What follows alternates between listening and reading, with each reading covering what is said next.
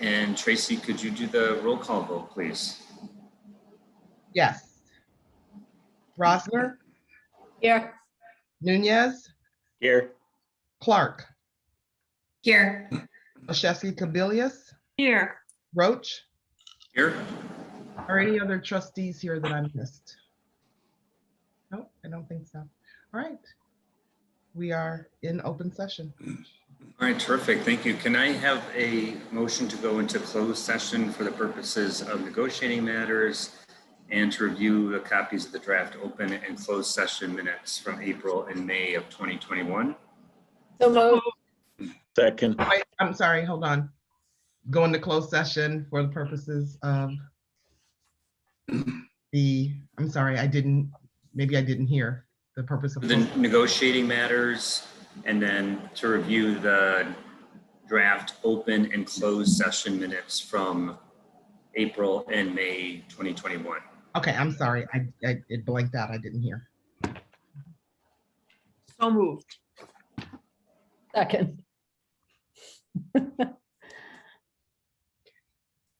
All right, and we'll do a roll call vote, please. All right. Olszewski-Kabilius, Yes.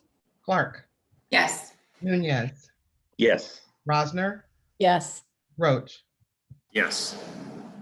Okay, we are in closed session. Okay, great. We're going to reconvene. Thanks, everyone, for being here, and good to see so many familiar faces. I'm excited to move forward with our executive committee meeting this morning for the Illinois Math Science Academy Board of Trustees. Teresa, do we need to reestablish role? Could you do that, please? Olszewski-Kabilius, Here. Clark, Here. Nunez, Here. Rosner, Here. Roach. Here. We are resuming open. All right, terrific.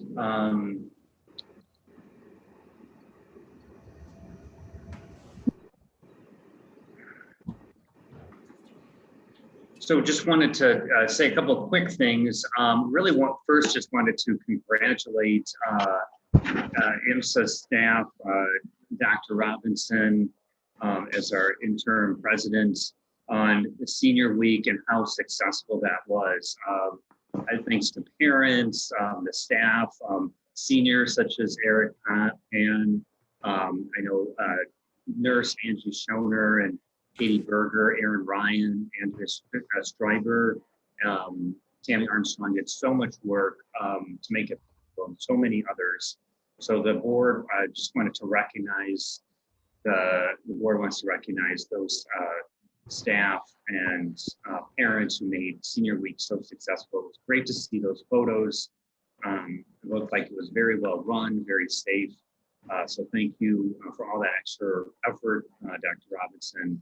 I know from the updates you've given me that was really successful, and that means a lot of hard work behind the scenes and made for a lot of happy 18 and 19-year-olds, and how important that was that they had those memories going into their next steps in college and beyond after a pandemic, or at the end of a pandemic. So thank you for that. That equally makes me very excited and sort of echoing Dr. Robinson's one of his themes of ending on the academic year on a positive note, that Excel is going to be on campus in just another month or so, and in the residential hall. So like more planning that's happening right now, and really setting up our Imsa students and Imsa community for success as we end the pandemic and continue Imsa to be a learning laboratory. So with that, I'm going to, is there wanted to invite any other trustees to make any comments at this time? All right, then I will turn things over to Dr. Robinson. All right, Dr. Roach, first you have your consent agenda. That will be the first 3 items.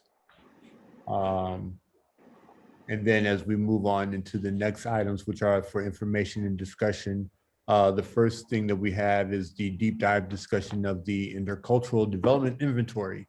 And Ms. Ellis will go ahead and give a overview of what that presentation will be, on how it will look. I think you have an attachment there. Okay, certainly do.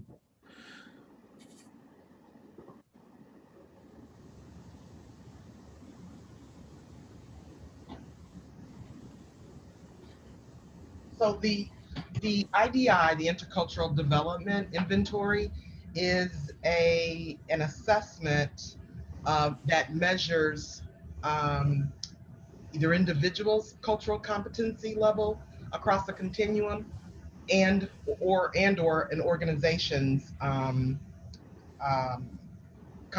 cultural competency levels.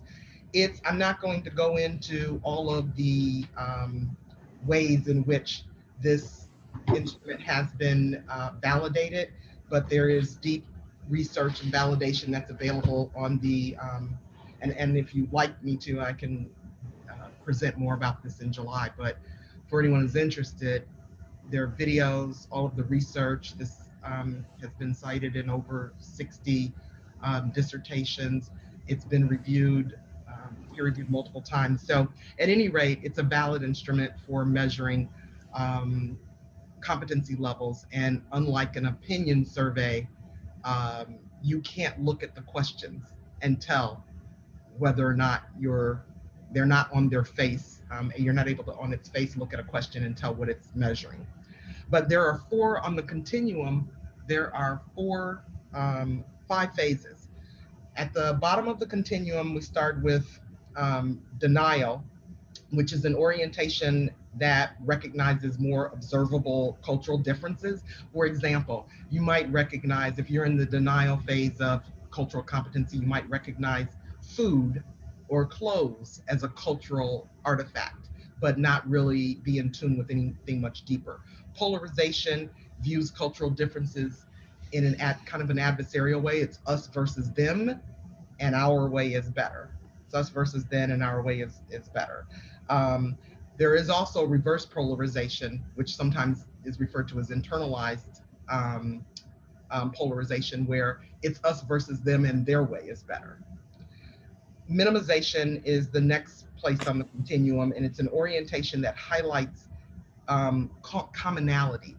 It's the colorblind. I don't see color. We all are, I'm longing to really connect around our commonalities, not our differences. Acceptance recognizes and appreciates patterns of cultural difference. I recognize them, I appreciate them, and also appreciate commonality. And then the final stage in the continuum is adaptation, which is where I not only recognize cultural differences on a very deep level and appreciate them, I am now able to shift my own cultural perspective and behavior in culturally appropriate and authentic ways when in cross-cultural situations. So with that very high level overview of the phases of the continuum, Imsa administered, someone from IDI administered the Imsa assessment or inventory. Dr. Terrence Harewood administered in February, and we got our results back. Yeah, no, I've never used it. I don't even know how to use it. I'm sorry, can someone go on mute? There's someone I can hear. We can hear. If you could go on mute while you're talking, thank you. So if you could move to the next slide. Tracy, could I ask you a couple quick questions just to orientate myself a little bit? Yes. Who was the survey given to?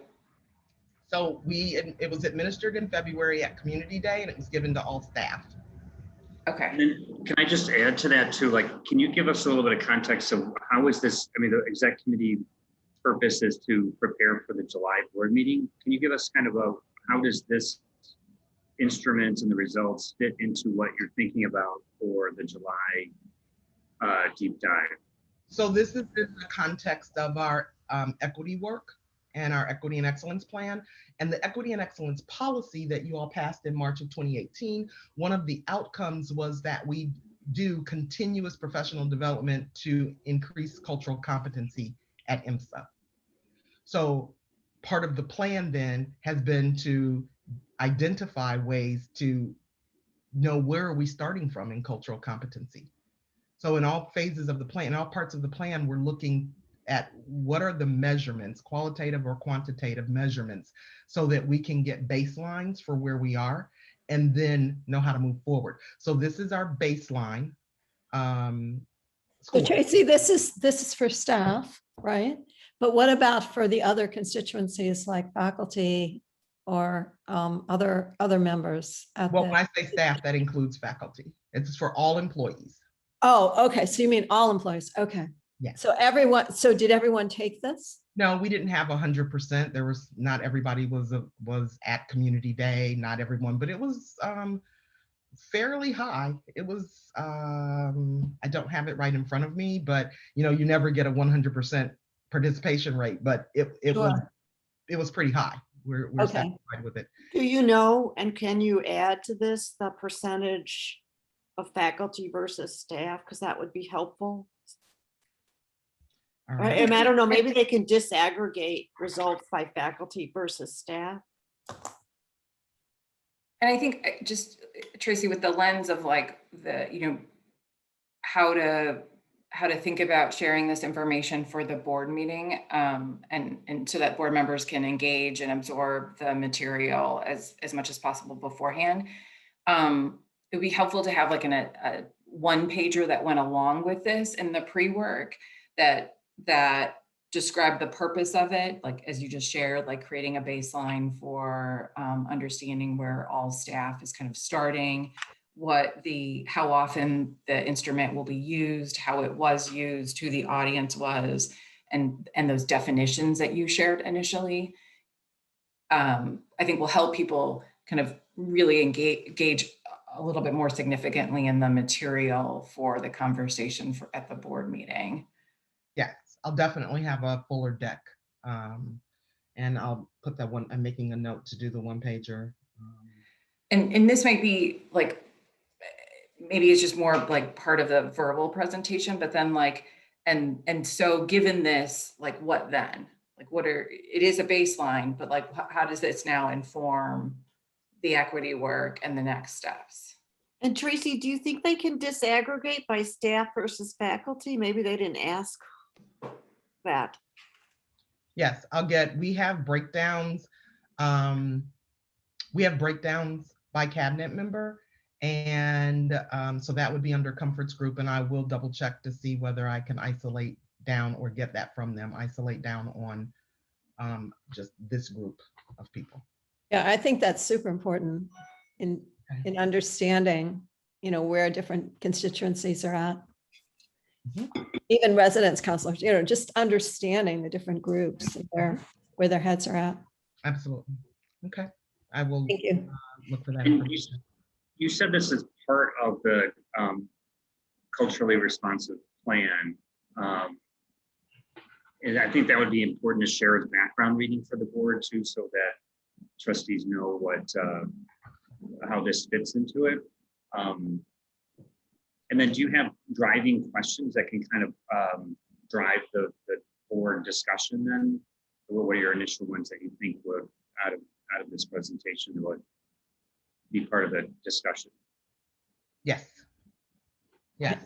And the other point, which we discussed before, right, was training for the board. So love to get your feedback on this particular type of inventory, whether it would be appropriate for us to be another constituency to take it. So that's one of the reflection questions that I have for the board, is about you all taking the inventory. So I can get to that, but I've taken notes and Yeah, okay. Mhm. I mean, to me, it's a question of, was this useful? And did one think that you actually got a true reflection of what's going on? And that's a little bit difficult to judge, but you guys took it, we didn't. Okay, thank you.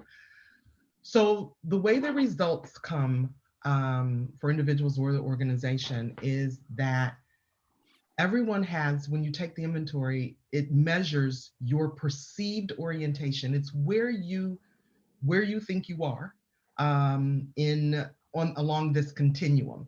And your perceived orientation, you can look at it as really how you think of yourself as showing up in cross-cultural interactions. So are you in denial, polarization, minimization, acceptance?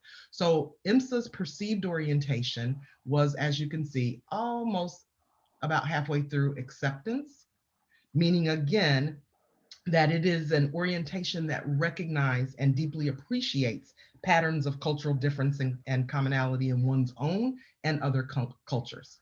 All right, that's your perceived orientation. Your developmental orientation then is where you actually are as a result of the assessment. It measures where you actually are. And IMSA is in actually in minimization, which means that it is overall in minimization. It is more focused on wanting to more focus on commonalities than our differences. So we are not appreciating and recognizing and having deep appreciation for cultural differences. And so you can think of, and these are not judgmental phases, right? They just are. They're not labels. They're not a way to you know, I'm better than you are. It's not that. It is just giving you data as to here's where you are, here's where you perceive yourself, here's where you are. So our developmental orientation, where we actually are, is in minimization. And then the gap between where we perceived ourselves and where we actually are is the orientation gap. And so that is, that's in our it's a mathematical, you subtract the where you are from where you think you are from where you are. And if your orientation gap is great, if your perceived orientation score is higher than your developmental orientation score, as in the case of IMSA, then you likely have overestimated your cultural competency. If your developmental orientation were to be over higher than your perceived orientation, then you've underestimated. In IMSA's case, as is the case usually, we have overestimated where we are, and so we have this positive gap. And it's not unusual, right? Human beings, we overestimate ourselves in a lot of things as to how good we are in how well we're pursuing something or doing how well we are in any particular skill. So if you can move to the next slide. Can I ask a question about that? So that's about a 15% You go back gap on some level, right? It's kind of 1/6 difference. Is that big in terms of overall? Yes, it's hugely statistically significant.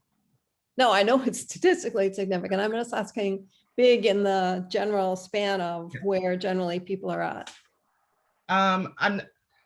It's not unusual. It is a big gap. It's not unusual to see gaps like that. I'll say that. It's not a huge gap, actually. I mean, it's statistically significant. It's not like a 50% gap or something like that. Sure. That's all my point is. So I was just curious how common. It's not unusual at all to see this spread. Okay. So that might be good to have a, go ahead. No, are there, like when you get the guide towards this, most surveys have guides where they give you information on, they've tested it with large populations of people. Do they have that kind of thing? It gives you an assessment of where we are in comparison to other groups. Like benchmarking. Right. Yeah, benchmarking. Yes.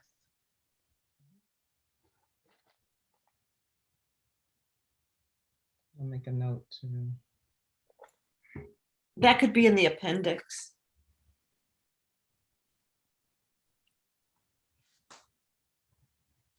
Okay.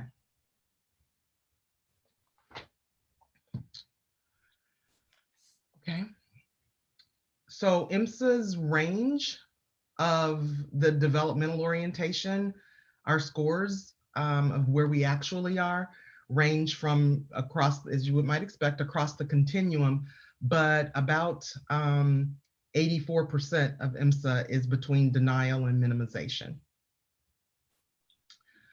So then you look at your leading orientations, which are, so given where we are, where do we go from here? What is it that we're striving for? So we are in minimization. So our leading orientations are acceptance and adaptation.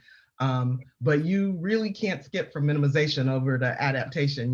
You really, people, just human nature, you develop through these phases. So our goal is to do some work that gets us to acceptance. Okay. So that's a very high-level overview of the IDI, and I'll have a one-pager in much more detail for the July board meeting, along with questions for you all to consider, one of which is, would the board find it valuable? It would be valuable to me as Chief Equity Officer, but would the board find it valuable to take this assessment to see where you are collectively as a board? And So- and are you going to come up with suggestions for next steps? I mean, how does one? you Yes. know, So now the work that is, one of you said, maybe it was Kathleen, now what? Because we have a plan to, we presented the equity and excellence plan that operationalizes the policy, but now we have a baseline and some context for, okay, rather than just general, here's cultural competency training, what are those things that will help us move the needle when Right. we reassess in a year? Now we have to go back to the plan and get granular about and looking at, well, here's what we had planned. Do we believe that these are the things that need to happen in order to move us further along the path? And I think that, we're feeling, we being myself and Dr. Coleman, and I've had Cabinet's going to be discussing this, doing a deeper dive into it. But I think our overall feeling is that, well, we've been doing diversity and inclusion work for 10 years, and then we added equity in 5 years ago. So for 15 years, we've been doing DEI work. And so we could look at it like, well, hey, we don't know where we would have been prior to them, but we know where we are now, and we're not satisfied. 84% of IMSA is between denial and minimization. We want to move us as an organization to a culturally competent organization, moving us into acceptance, where we are overwhelmingly in acceptance. So how do we close that orientation gap? And that's the $64 million question, and the work that we'll be doing.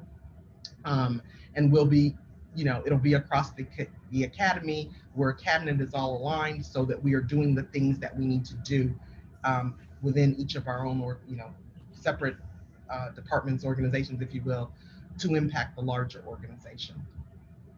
So Tracy, I would also suggest that with your one pager, you could include links to where there's more detailed information about the instrument, so that you have a better understanding of what it measures and how it measures it. I think it'd be helpful for the board too to know who's driving this work. Is it a committee and like our faculty and staff on the committee, and how sort of like what's the committee's interpretation and recommendations?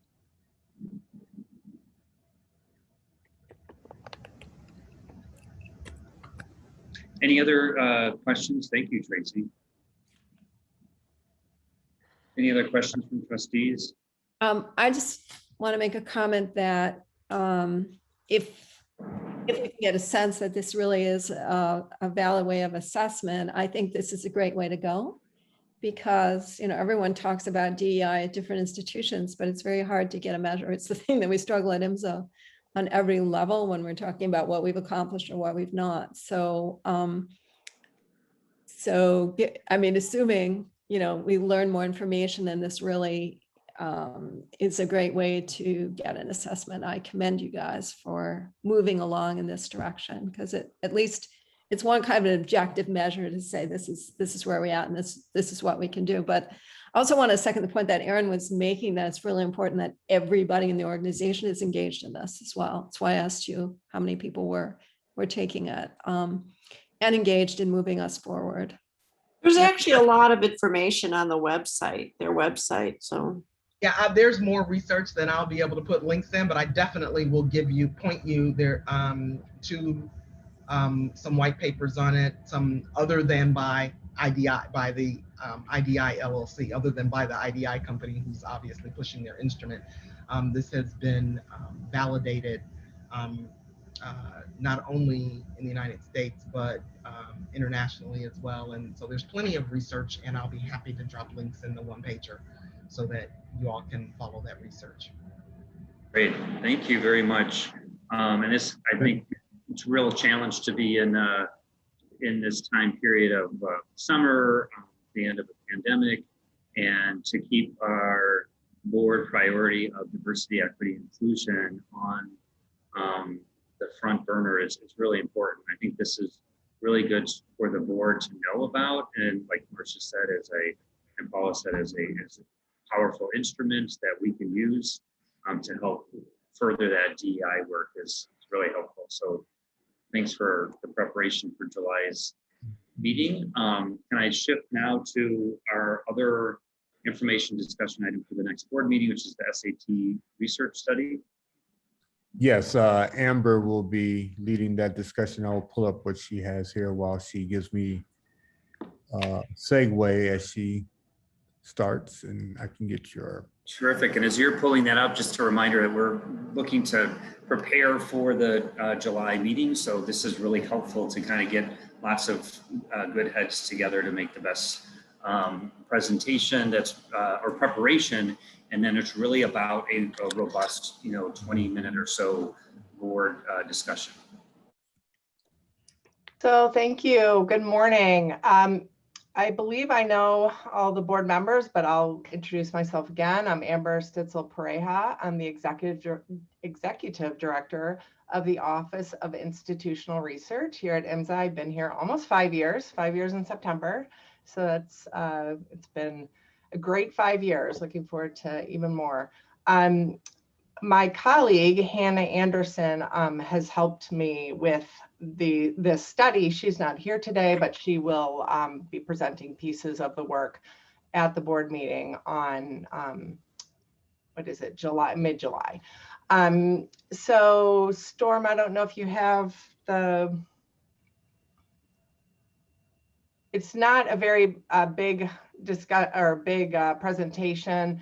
As you can imagine, I'm not going to be sharing like the findings today because there's way more than 5 minutes worth of findings to share. And my main interest here is in getting from you all feedback in terms of what you want to make sure that we include and see. So as we all know, the Imsa Board of Trustees policy, as part of the admissions policy, a student must submit an SAT score. So as part of their application to Imsa. You can go to the next slide. We can actually see the whole thing. As we all know, no, I'm sorry, the one previous, Storm. No, yeah, there we go. As we all know, given COVID-19, the SAT was canceled. It was just not available. So we, in the, I'm trying to remember, 2019-2020 year, some of our students had already submitted test scores. Others were not able to be due to the timing. We have asked that they all submit the SAT scores to be as for our purposes, so that we can kind of look at how the SAT impacts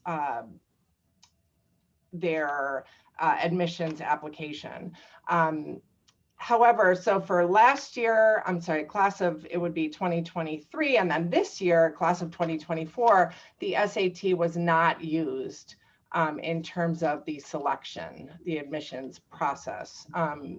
So this provided us with an opportunity, if you can go to the next slide, Storm, to really look at whether removing the SAT from the IMSA admissions process changes who applies and gets accepted to IMSA, who matriculates and achieves success at IMSA. And one of the things that we are also interested in looking at is to identify whether this removal of the SAT creates more access to and success at IMSA for students from historically marginalized groups. So our research questions for this study, next slide, is how does the removal of the SAT from the admissions process influence entrance into the IMSA applicant pool? How does removal of the SAT influence acceptance to a matriculation at IMSA? And we also looked at, we've done kind of a, I would say, a high level look at how IMSA, how is success defined at IMSA and what predicts success. Now, this in and of itself, that third question could definitely be its own research project. So I'm not promising that we're going to do a hugely deep and thorough look at that, but we did do some interviews and focus groups with various stakeholders at IMSA. So we'll be talking about how we at IMSA define success. And then finally, to what extent do alumni, IMSA alumni, believe that attending IMSA was one of the keys to their success? So I know that is not very much. I'm going to keep you all in suspense, not sharing the findings today, but I want to know from you all what questions you have and what should we make sure to address in the report. What are the things that we really need to touch and to cover? So my concern about this is this. I think it's good to look at, all we can look at so far is eliminating, first of all, I really don't like your title. Okay. I think you should say assessing the role of SAT. Okay. You've already given a foregone conclusion in some ways, which I think you should be careful about. But at any rate, you can look at how this affected who applied and so on. I want to know as a board member, the issue of success is critical to whether we keep this or not. And since we don't even have, well, I don't know if we have consensus on that, nor the time to have measured that with objective criteria, I think you should be careful about what we can, how far we can go with the results that we have so far. Do you know what I mean? I completely agree. I completely agree. Yes. Okay. I agree. Yeah, and also another thing to consider, which, you know, as a researcher, I always have a million caveats, is that this is a highly unusual circumstances, right? So yes, we did not use the SAT. We also have just a million other differences between admission and entering IMSA and kind of how students are doing at IMSA that are different this year compared to other years. And I think that's a great point to point out that because we didn't have the SAT, how did the admissions process change in other ways? Because we can't really evaluate the impact of the removal of SAT unless we understand what else was done in its place. Mm-hmm. And also, the reason my reaction to your title is, I don't know where we'll land with this, but it may be that we decide to keep it, but use it differentially. So I think that's why I'm saying assess rather than focus on giving the impression that we're already studying removal. No, that makes sense. I appreciate that. Honestly, I wasn't in love with the title to begin with, and I think we were just trying to come up with something, but I think assessing maybe the influence of the SAT or something like that. Yeah. That makes I sense. thought Thank that you. where we had landed as a board is that, this is obviously a very unique time, but it also prevents us with this unique opportunity to study this particular thing, and that we would be studying it over at least 2 to 3 years. And so to me, this feels like the initial, like some initial findings versus here we go, like, let's make a decision, because I would agree with Paula that I don't know that anyone's going to be comfortable making a decision given all the caveats that this past year had. Yeah, we really need to study these students to the end of their time at Imsa to have a better sense of the full impact. Yeah, so I think just or not any impact, Mhm. Yeah, and so I think I would also just, I know you're gonna, kind of think about the title, but I would also just think about like and framing it as very initial, and that it is kind of a thermometer check as part of this ongoing study. I want to emphasize too, like this is part of IMSA being a learning laboratory. This is really awesome, Amber, that you and IMSA are exploring this. I have 2 process things. One is to just remind you that the board wants to use the deep dive template that we had that Dr. Torres had created last year. And so that would be, I think, a really good framework to kind of present. It's going to be a little bit unusual for this kind of presentation, but I think that might be helpful. I just pulled it up here, but I think that would be helpful as a sort of a consistent frame that we use across presentations.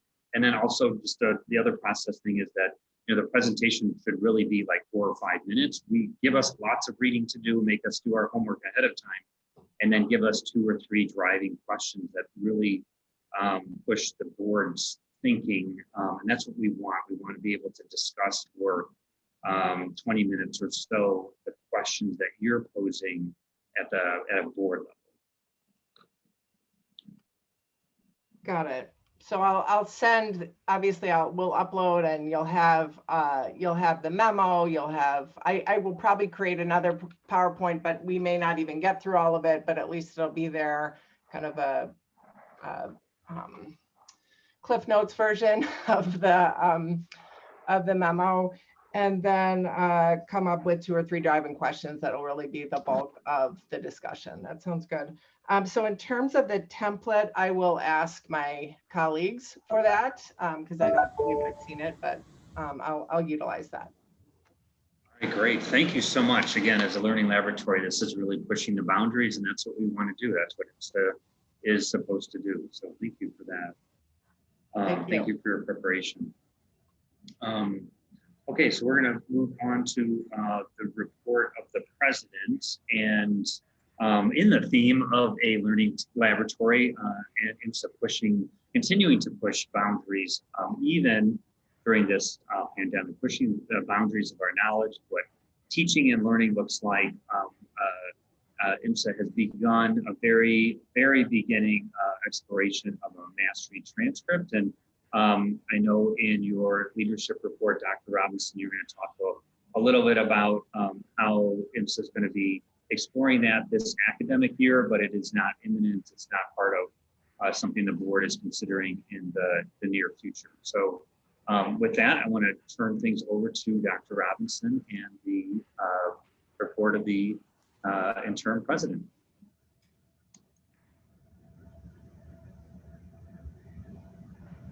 Hi, I'm sorry, I was muted again for the umpteenth time this year.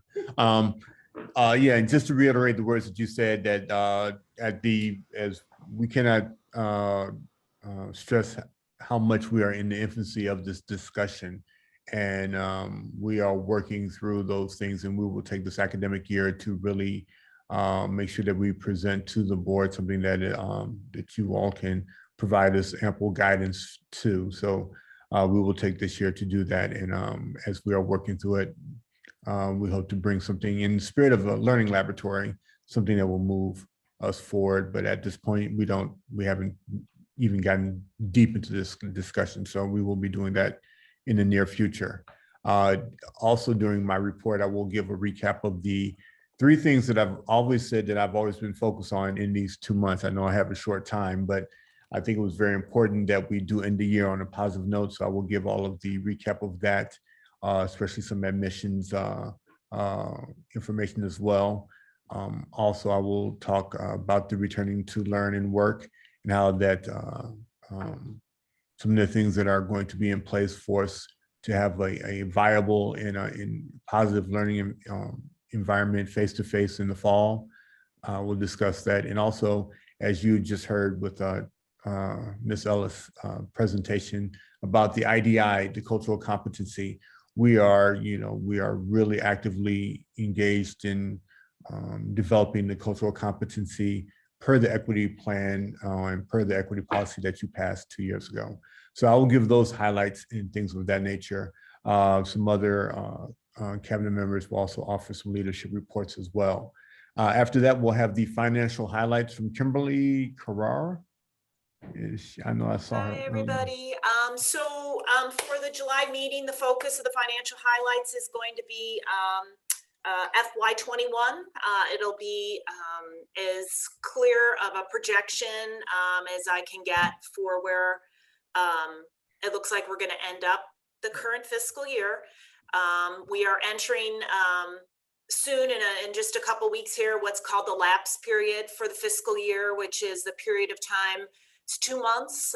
Sometimes the state extends it beyond 2 months, where we'll be liquidating or paying out all the liabilities incurred on or before June 30th, things we've purchased or services provided on or before June 30th. So I won't have a final FY21 until we meet in September. Hopefully by the July board meeting, also the state, the governor will have signed the FY22 budget. Right now, what is out there proposed for the academy is flat funding, meaning no change from our current FY21 appropriation. And they're still working through details on that in Springfield. So those are what to expect at the July board meeting. Great, thank you, Kimberly. Okay, at this time, we go to our public comment, and the Board of Trustees really values our public comments, and thank you for taking the time to register. And we encourage you to be brief and succinct, but we really want to hear what you have to say. The board doesn't respond to individual comments, but we do listen very carefully, and we take them all under advisement to work with the interim president, Dr. Robinson, and then the incoming president, Dr. Glazer, as well. So very much appreciate your time and very much want to hear from the public. I know we have several parents speaking today, so look forward to hearing what you have to say. And so how are we managing this on Zoom? So I will call each public commenter, and they can speak as I call their names. Great. And then could we end the sharing the screen just so we can see people a little bit better? Yes. Mm-hmm. Thank you.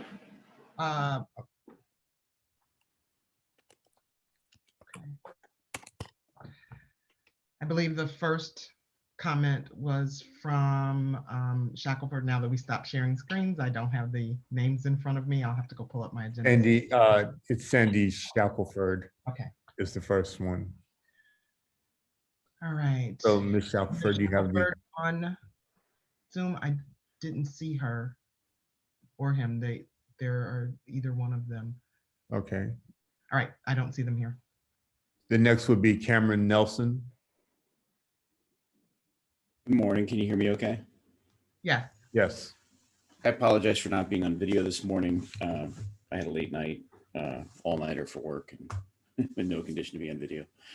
I had intended to speak on a number of topics today, but due to some work emergencies, I'm a little less prepared than I'd hoped. So I'm just going to talk about the one topic that I'm currently most familiar with, a little ad hoc. So a few weeks ago, the Imsa administration sent an email saying that a student had made several threats on campus. So that's concerning, right? And the email seemed like a typical email administration would send under those circumstances. However, later I had an opportunity to speak with the Aurora police detective investigating the matter, and she explicitly told me no such threats had been made. And I have concerns. Now, I appreciate that you board members and the administration may have information that I haven't seen, but I still having trouble reconciling the email that was sent to the entire school saying that the student didn't look. Every student on campus knows who this student is, right? So if the administration has made these affirmative statements about a student, that the student made several threats, and it went on to say we're going to call the police and pursue our full legal remedies, et cetera, and no threat was actually made, well, I have a number of concerns about that. The situation feels like, based on my discussion with the Aurora Police Department, that the school vastly overreacted. We've been getting emails, over and over and over again throughout the year about how concerned Imsa is about mental health. And this student's social media post certainly reflects almost a downward slide over the last few months. Certainly poor decisions on social media, or poor attempt at a joke. He recycled an old cartoon from the 40s that is widely considered to be derogatory to Jews, but the joke wasn't really about Jewish people, and I haven't seen any threats. And I actually spent about 3 hours of my time combing through what I could access through my son's social media about what this kid had done, and it has all the hallmarks of the situation where what IMSA should have done is reached out to the kid and find out why he was struggling. Instead of doing that, there's a huge if here, right? Maybe you guys know something I don't know. But again, the Aurora Police Detective seemed pretty clear. The student hadn't made any threats. So, setting aside that you've possibly defamed a student, I've been listening to, and been bombarded with emails about equity and concern about mental health. Accusing a student of making a threat when he hasn't done so, and blasting that to the entire IMSA community is the exact opposite of equity, right? That is not treating a student with fairness or carefully considering the facts of the situation. That is, nothing more than frankly a childish overreaction. So I hope that I'm wrong about this. I hope that internally that I can't imagine the police detective would have mischaracterized the nature of the emails when I spoke to her, but who knows? So I think the board, though, should be asking questions. The board should be asking, what did we do to reach out to this student with respect to his mental health? I don't know if this student was a good student beforehand and had a downward slide. Certainly his social media seems to have that effect. And I've spoken with other IMSA students and they have that vague impression also. They don't know what his grades were. But there is a distinct, normal social media up until several months ago. And then like starting in March or April, sort of weird stuff. Again, weird, not threatening. So the board should be asking questions, because did we just spend the whole year sending emails about how concerned we are about mental health? And then the first sign of a student having a real mental health challenge, we sent them to the police department and defamed him in front of hundreds of students and families? I don't know. So I'd ask the board look into that. There's a number of other issues that I'm concerned about, but unfortunately I'm not as prepared today as I would like. And so I'll leave those for a later date. Thank you, Mr. Nelson. Appreciate you obviously very caring and concerned. And we'll definitely take what you have to say and discuss it with the administration. Thank you for taking the time today. Is Robin Abend here? Hello, good morning. Can you hear me? Hello? Yes, we can hear you. Okay. I'm sorry. I also had troubles this morning with getting my camera working. I apologize. So thank you for taking the time to hear my comments. My first comment is about, how shall I say, accessibility and ease of the public to make public comment. So first I want to thank the board for setting up an email address that makes it very easy to do that with boardsecretary@imsa.edu, as well as the general email address of board@imsa.edu. I really hope that that can streamline communication for you folks. Personally, I have felt very, I have felt for you all in receiving probably to either your work email addresses or your personal email addresses, an abundance of emails from parents, staff, faculty, whoever, the public, alumni, and I'm just hoping that this one place will be a place where you can all have emails directed to, and that is appropriate. The one I do have some suggestions. Unfortunately, with my camera being off, I can't hold up the suggestions I was going to make. So this morning I have been preparing them to send to board@imsa.edu, but I'll talk about them briefly here. One is that on the leadership page for IMSA's website, it still mentions that the best way to communicate with the board is via personal correspondence to the individual. I'm just going to suggest that you go ahead and add that board@imsa.edu email address to that leadership page, not just inside the trustees link. And in addition, when you update the PDF of the Board of Trustee regular and executive committee meeting schedule, it's usually a PDF of a list of the meeting dates.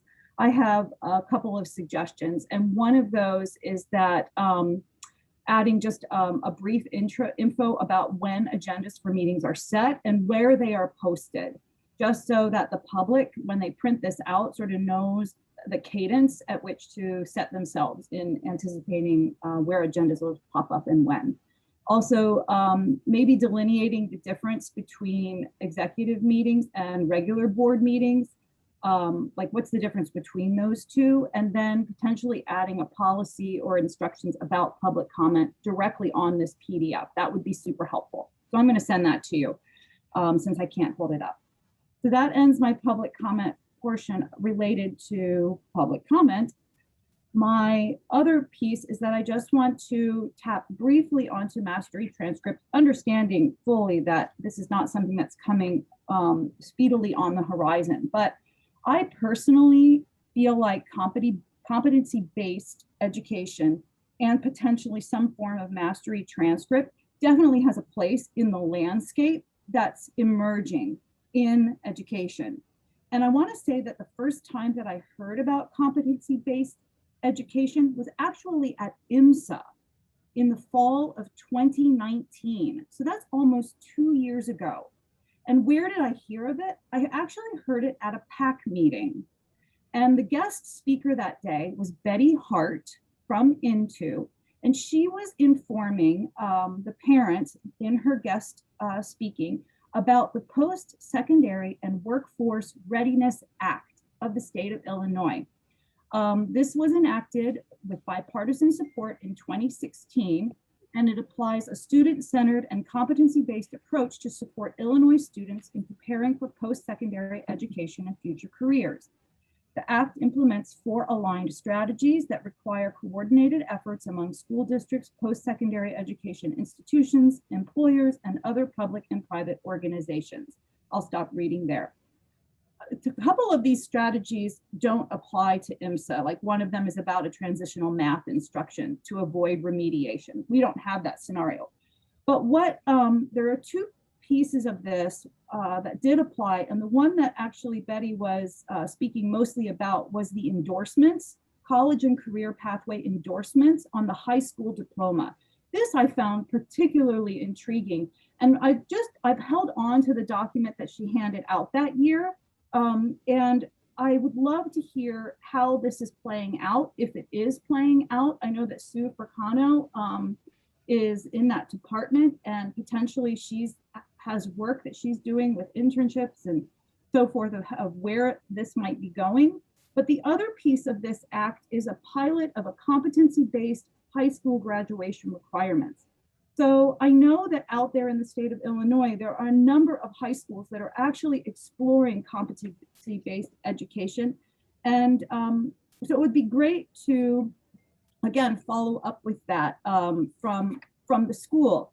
And I think that, you know, it's been almost 2 years since the parents have heard anything about the Work Readiness Act from Imsa and endorsements or competency-based programming, that I'm glad to see that there's going to be some more time put aside for exploring this. And I would encourage you to continue informing parents about it, because I think that a number of us became sort of on edge when it appeared in the acronym back in May about the mastery transcript being explored. So I think getting out in front of it and getting some more information out to parents will be helpful in the process. Thank you. That's all I have for today. Thank you very much. I really appreciate you've done a lot of homework here and really thoughtfully. And you'll be a good test of our new email address when you send your recommendations. I appreciate that. We'll look to follow up with that with Dr. Robinson. Thanks again. Is Philip Nagel here? I am, yes. First, I'd like to thank you guys for the opportunity to speak here at the public comments. And with that, I'd like to open up by saying how excited my son was to get accepted into Imsa. The amount of work he and so many other hardworking students at Imsa have put in to get in is truly inspiring. But these kids were forced to carry a burden that was never theirs to carry. Unfortunately, these young, smiling faces were masked and sent to their rooms for 3 semesters now, and potentially a 4th and 5th. I can confidently say that this school is in desperate need of true leadership. This has never been more evident to me than as I watch parents that I have never actually met in person, but have grown to respect and admire, remove their students from IMSA in favor of attending local public high schools. To me, this supports the idea that Illinois' brightest students chase their dream of going to IMSA for their renowned education and exceptional teachers, and then choose to leave after they are exposed to failed policies and leadership. This failed leadership and lack of transparency has never been made clear to me that when students randomly reach out to me after town halls, asking if there's a forum where parents can speak without being silenced. What type of environment has IMSA created where students and parents alike fear retaliation for speaking up? This is even more important than ever, as IMSA is still closed. So Illinois entered stage 5 reopening on June 11th. IMSA continues to struggle in their effort to reopen the school, even though stage 4 and a vaccine were the only requirements to open the academy. The governor even telegraphed phase 5 reopening back in May. While the efforts to repopulate IMSA failed on a massive scale, at least the attention went to good use. I was emailed about every political event that advanced a specific viewpoint of IMSA leadership and the board. If I were a political science major, that would be helpful, but my son didn't go to a liberal arts school. He went to IMSA to learn math and science, and at last I checked, he spent the entire room in his year because IMSA couldn't figure out how to prioritize their time between politics and opening the school. So what did my son actually learn from this equity-based school? He has learned that he has white privilege, naturally based on the color of his skin. As a parent, I have no idea how any of this is acceptable. Has anyone ever asked these students at IMSA if they like labels, or would they prefer possibly being called by their actual names? IMSA has no business in giving vast groups of people labels such as oppressor or privileged. The message portrayed by these actions directly contradicts the new guiding purpose of the school, which is to treat all students equitably and fair. By no means does IMSA staff understand that, nor have the right to speak to these students of privilege or status whom they know nothing about. By giving these labels, we teach students that individuality no longer matters, and your own personal life and situations don't matter if the color of your skin or personal beliefs do not align with that of another. I believe equity is critical to the development of life, but IMSA has twisted this definition of the word. To be sincere, this equity mission is beyond repair. For example, on page 5 of the updated final draft of the mastery transcript under the section titled Rationale for IMSA's Transition to Mastery-Based Learning, the National Equity Project is referenced with a link to their website. After researching this company's social media, I found a post that reads, I quote, "It is by design that white people do not have the language to address or understand how racism and white privilege work in their own lives. For example, our current education system does not provide white students with anti-racist curriculum language to call out racism, or teachers of color to learn from. After 13 years of schooling, many white students end their K through 12 experience without having a teacher of color or being challenged to disrupt their learned racism. How unsettling is a statement like this, especially when the school your child goes to references this company as their proposal for mastery transcripts. In a previous town hall, I asked Dr. Robinson, with so many communications being sent out addressing all of the bias and hate incidents going on in IMSA, what's the percentage of the student population engaging in this type of behavior? I received nothing back, no response. I believe this is very important information, as it appears that this is the premise of IMSA creating and implementing a diversity-based policy to combat these types of incidents. Personally, I do not think any of the students at IMSA have a problem with this type of behavior, nor do the teachers. This is a learned behavior, and if it is in fact happening on such a massive scale inside the IMSA community, who is teaching them this? Because I know it's not the parents. We signed up for STEM.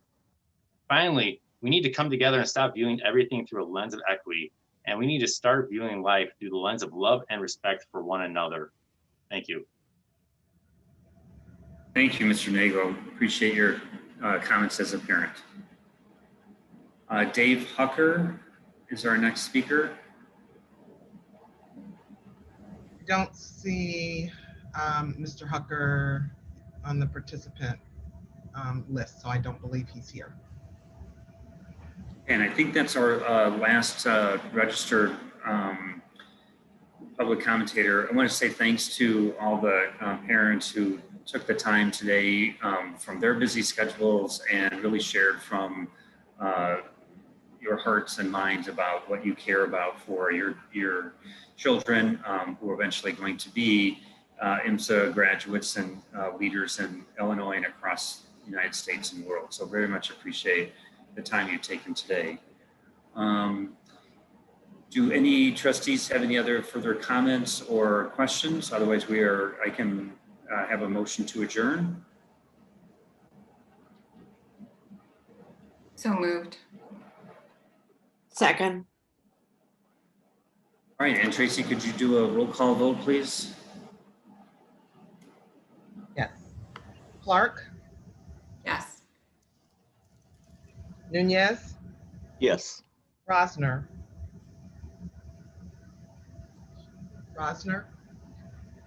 Olszewski-Kabilius, Yes. and Roach. Yes.